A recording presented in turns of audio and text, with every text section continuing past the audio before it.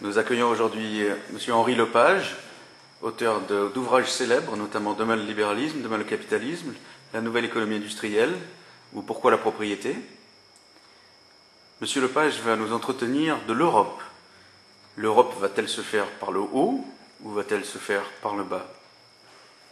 Bon, bah, si vous voulez, d'abord, je viens de passer 7 ans dans l'antre de l'Europe. 7 ans à Bruxelles, à travailler au Parlement européen.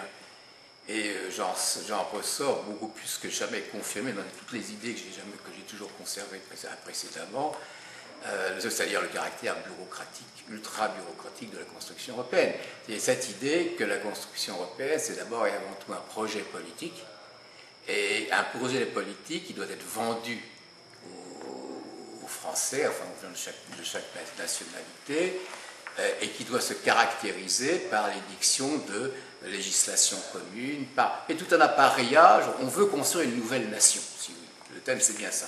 On veut construire une nouvelle nation, une puissance européenne qui puisse se comparer aux autres puissances, qui puisse faire pièce à l'égal aux États-Unis, qui puisse intervenir dans le tiers-monde, dans les autres pays en tant que tel. Donc la question, ça, je veux dire, être européen, avoir une identité européenne, disons un sentiment européen, qu'on se dise d'abord européen et puis ensuite français, si on le veut, ça, moi, je dis en tant que libéraux, nous sommes tout à fait d'accord, nous sommes pour. Le problème, c'est la question de savoir comment est-ce qu'on peut y arriver. Et c'est là où vous avez le conflit. À l'heure actuelle, quand vous allez dans les instances de la Commission, quand vous avez travaillé au Parlement européen, la seule conception qu'ils ont, c'est que ça ne peut se faire que par la volonté politique.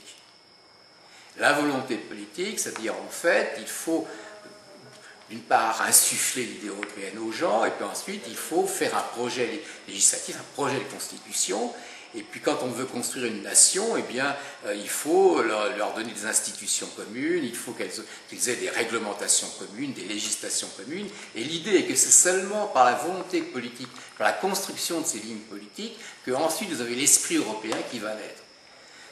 Alors la question se pose, comment est-ce qu'un libéral se positionne par rapport à ça? Alors nous avons une réponse depuis très longtemps. La réponse, c'est qu'elle ne se fait pas, c'est pas par la politique, puisque l'idée libérale, c'est de sortir de la politique et de sortir de la politisation.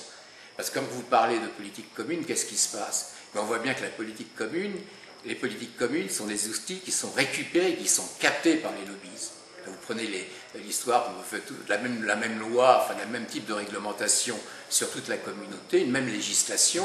En réalité, quand vous regardez le résultat, vous apercevez que ce qui en sort du processus parlementaire, enfin de la commission ensuite du processus parlementaire, ce sont des réglementations qui servent les intérêts des industriels ou des secteurs, enfin des puissances économiques qui sont déjà dans les pays les plus réglementés.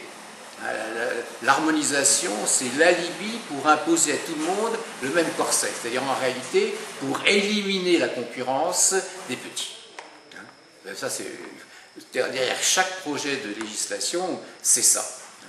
Alors, la vision libérale, c'est l'inverse, c'est-à-dire la concurrence par le droit, c'est-à-dire que il faut ouvrir, il faut faire en sorte que l'ensemble des législations des différents pays puissent être mis en concurrence les uns avec les autres, et c'est la concurrence qui progressivement va faire émerger, disons, quel est le droit qui convient le mieux finalement à tout le monde. Alors ce projet-là, on l'avait à l'origine, dans les années 80, vous l'aviez avec la vision britannique. Limiter l'Europe, je veux dire, une grande zone économique, mais vous n'avez pas besoin d'avoir ce qui a été introduit à Maastricht, qui sont les projets de politique commune. Les projets de politique commune, ça ne peut construire qu'à une construction politico-bureaucratique. Alors là, maintenant, le problème que l'on a, c'est en tant que libéraux, c'est d'essayer de voir, d'expliquer cette idée de l'Europe par le droit de manière concrète. Alors, j'ai mentionné, il y a un livre qui est paru il n'y a pas longtemps, qui est tout à fait intéressant, par une jeune scientifique française qui travaillait pour l'université de Louvain, et qui essaye de montrer... En tant que Français, nous avons un problème avec cette vision par le droit, parce que les intellectuels français sont tout à fait contre le droit. Vous prenez tous ceux qui écrivent tous les grands livres sur, je citais Pierre Manant, enfin tous ces intellectuels-là, sont des gens qui considèrent que le droit est quelque chose de froid. que le droit, c'est quelque chose qui conduit à l'atomisation des individus. Hein. Et alors qu'eux, ils veulent créer une nation européenne. Comment vous pouvez créer une nation européenne? Uniquement en stimulant, si vous voulez, comment je dirais, les émotions, en construisant les émotions, et c'est le rôle du politique. Et ce qu'il reproche à l'action par le droit, c'est précisément de ne pas susciter d'émotions. C'est quelque chose, il le dit carrément, c'est un instrument froid. Vous ne créez pas de lien social, leur thèse, c'est que vous ne créez pas de lien social, de sentiment communautaire d'appartenance entre des gens uniquement par des arbitrages juridiques. Et bien, moi, je pense qu'en tant que libéraux, c'est contre ça que nous devons lutter. Et non seulement répéter tout le temps comme un slogan qu'il faut faire la concurrence du droit, ça il y a beaucoup de nos amis qui le font, mais essayer d'expliquer pourquoi l'action par le droit, c'est quelque chose qui peut être aussi mobilisateur, hein, qui peut être aussi chaud en quelque sorte, qui peut créer des émotions, des affections, hein, une sorte d'affectio societatis qui peut être aussi efficace. Et alors moi, ce que je trouvais très intéressant dans la conversation que cette fille avait eue sur France Culture, c'est précisément ce qu'elle expliquait. Elle allait un peu plus loin. Alors, moi, je n'ai pas encore lu le livre, j'aimerais bien le lire, mais je suis heureux de voir qu'il y a des gens qui ne sont pas fichés parmi nos amis libertariens ou libéraux qui pensent de cette façon-là. Moi, je trouve ça très réconfortant. Et je crois qu'il y a une piste, il y a vraiment une piste à exploiter, une piste à suivre.